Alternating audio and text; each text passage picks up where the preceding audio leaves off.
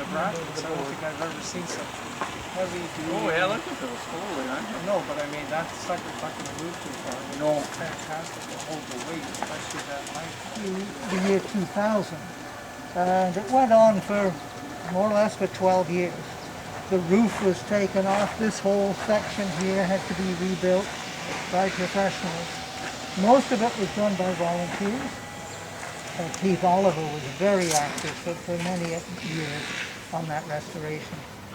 This particular little bit here came to light when we were fortunate enough to get something called an asset planner from Arts Build Ontario.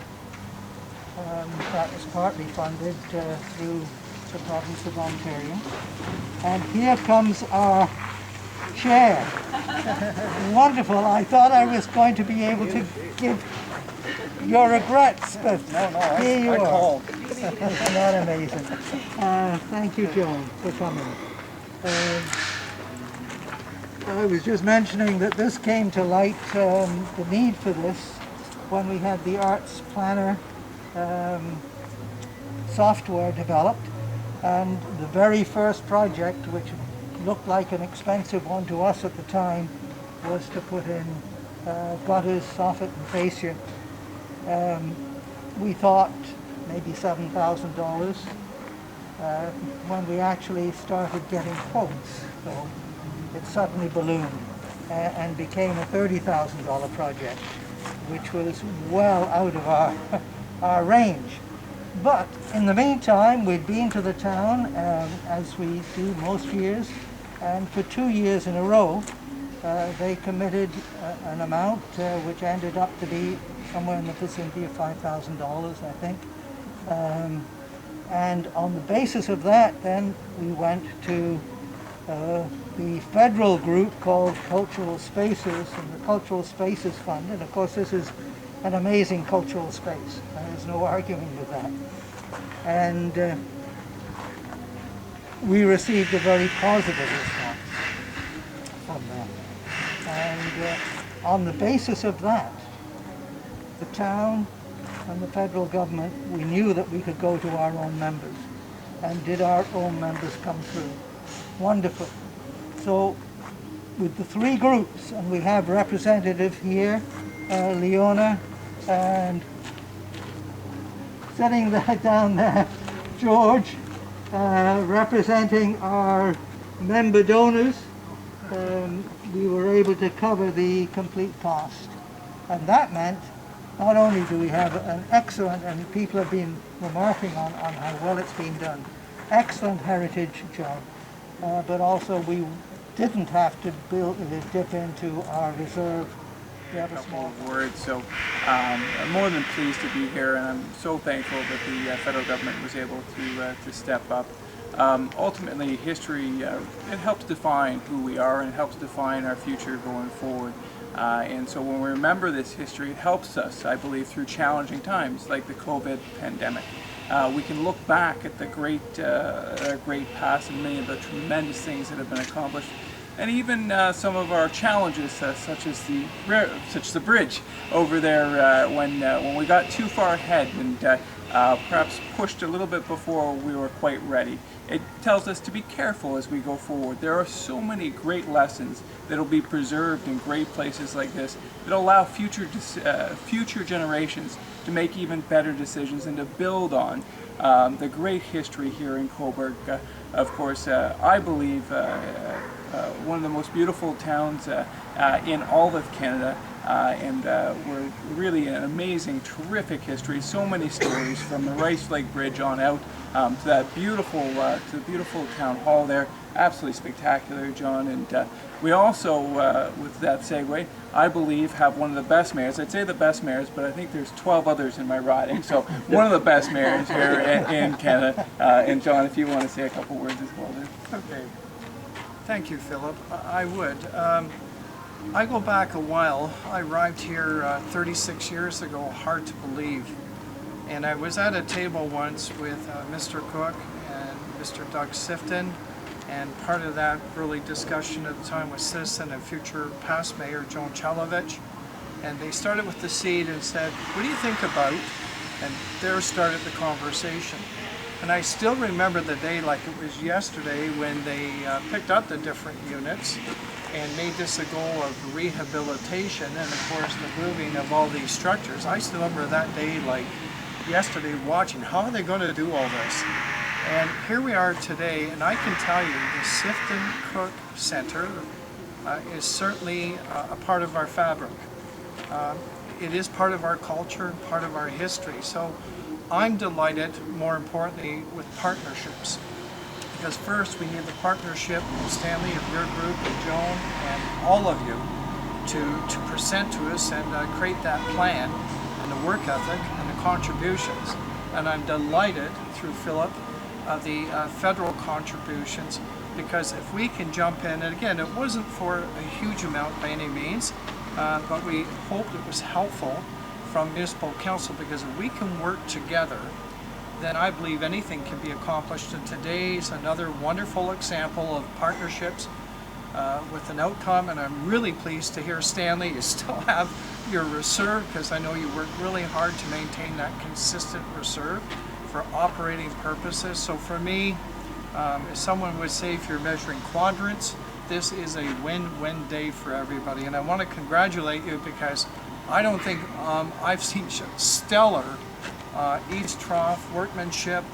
I'm not a workman in that capacity, but I'm duly impressed by just the workmanship that I see before me, and it should last for a significant amount of time. So in summary, thanks to everybody, and believing in the importance of this center, both historically and culturally, and it has indirect arts connection as well. So thank you all very much. Give a round of appreciation for our funders, Edward. Tell me about what's showing this year. This year we have a selection of everything that we've shown since 2012. So it's 2012 to 2019, a few panels from each of the years. We started off with celebration of the incorporation of Cobourg, which was 1837, and then moved right away into transportation. I'm not sure why transportation, except that the Wella stagecoach was very much in our minds. So that and other stories, more modern stories, old ones such as the native means of transportation, and more recent ones such as the crash of the Curtis Commando. Talk a little bit about that crash. Old Coburgers would know of it, but people that are relatively new to the town may not know much about this. Can you explain just a little bit about what happened here? Well, it was a Curtis Commando plane that was coming from the States, I believe from around Chicago, and got lost in the fog and the snow, and finally put down just near where Canadian Tire is in Cobourg now, in a farmer's field. You can see from the picture that the crash was not desperate. All the people were able to get out and went to the farmer's home, and a few days later, after some repairs, the airliner took off. So it was a good news crash story. The year was 1952, and of course it was reported in the newspapers extensively.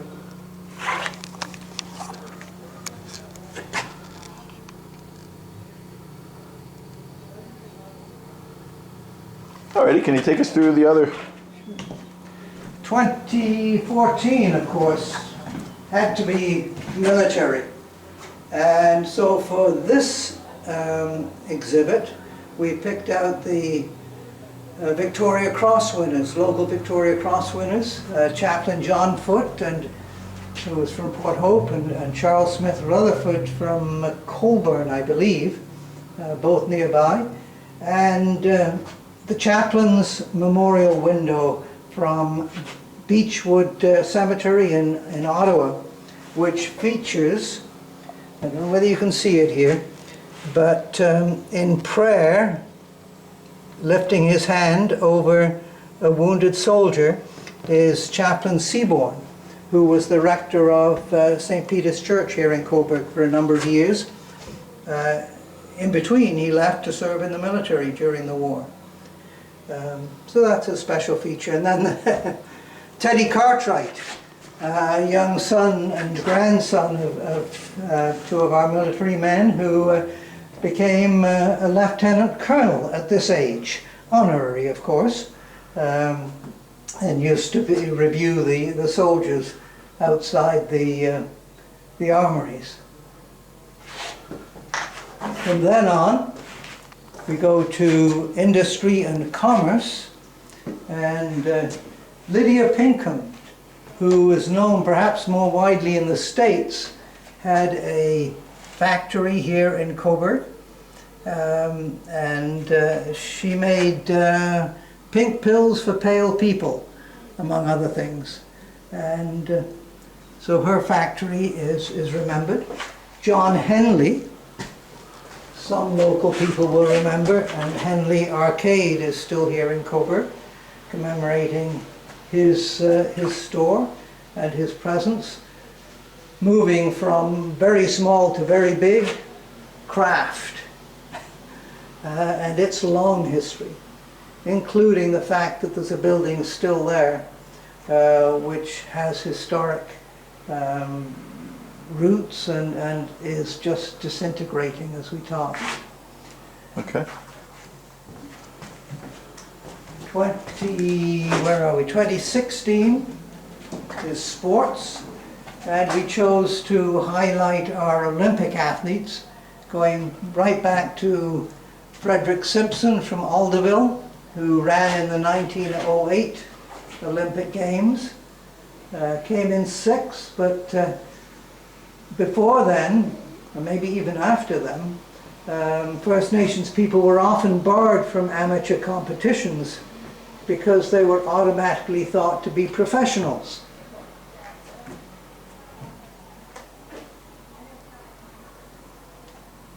Okay. Other Olympic athletes: Arthur Ravensdale, Larry O'Connor, Bill Griffith. Now, we could have put in here some of our hockey heroes, because there are lots of them from Cobourg and Fort Hope, or even baseball, softball, but we chose instead to show the Olympians.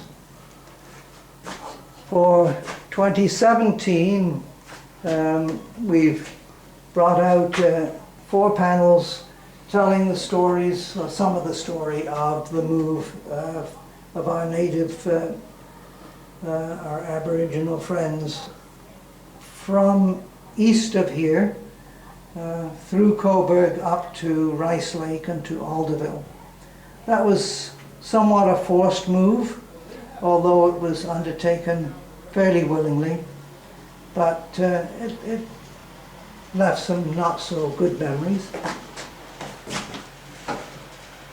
2018, we covered every decade from when Cobourg was first founded up until the current decade, and showed pictures of each decade buildings. Instead of that, today we're showing repurposed buildings which have served in a number of capacities, just to show that not everything has to fall down. And we're happy that there are things like that we can celebrate. Finally, well, almost finally, last year we took artifacts from our collection and told their stories as much as we could. One of the interesting ones is this saber, which has incised on it the word Cobourg and the number 3. And evidently we're told that that means that this belonged to the 3rd Provisional Regiment of Cavalry of Cobourg. Came into our possession, don't even remember at the moment, but it's one of the interesting weapons. And is that here? That's right there, which have been, so this is it right there. Yeah. And I said, almost finally, finally,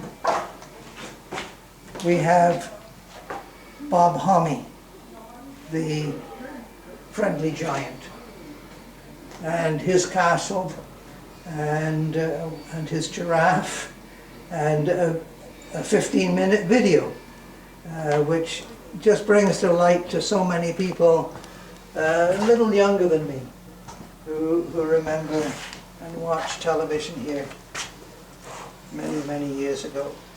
And tell me, last question, if you could just, tell me about what are your hours, right here, Stanley, if you can. What are the hours of the museum? We're open on Friday, Saturday, and Sunday. Friday from 10 to 5, Saturday from 10 to 5, and Sunday from 1 to 5. Those are shortened hours because of the COVID-19.